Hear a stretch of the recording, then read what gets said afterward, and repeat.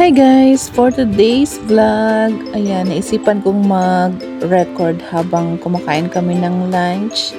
Kasi nakapag day off din sa wakas si Zel after more than a week.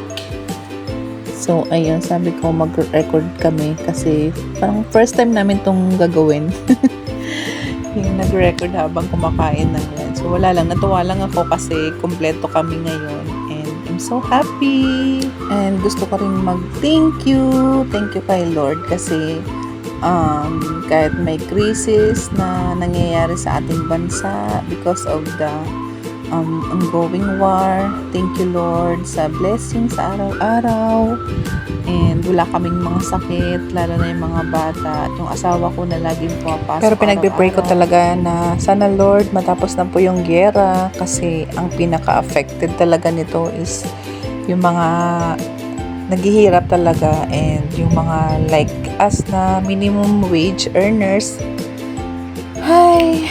Kaya sana Lord matapos na po talaga yung giyera kasi ang hirap po kapag tumagal pa to. OMG, hindi ko na ma-imagine saan tayo pupulutin.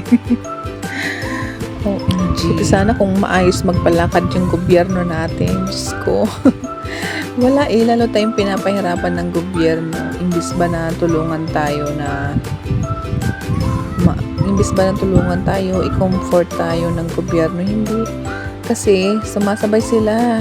As in, tinataasan pa nila lalo yung presyo ng mga bilihin, yung presyo ng langis. Oh my goodness, talagang makukulot talaga yung banks natin dito. Sa mga nanay dyan, my God. Kapit lang tayo kay Lord. Dasal lang tayo palagi, matapos din to guys. Kapit lang. So ayun na, medyo napahaba na yung kwentuhan natin. So, thank you sa panonood. Matapos na po itong video. Naku, si kuya talaga kumuha pa pala ng kanin. Nasarapan sa pork adobo and yung bumili yung nanay, biyanan ko ng galunggong kasi diba ang mura ng galunggong ngayon. Dinaing niya, ang sarap guys, as in, try nyo. Kasi sakto, sobrang init ngayon.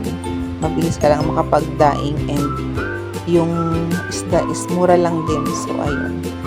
Pati sikling napakain. So, ayun. Thank you guys for watching. Bye-bye. Salamat sa panonood.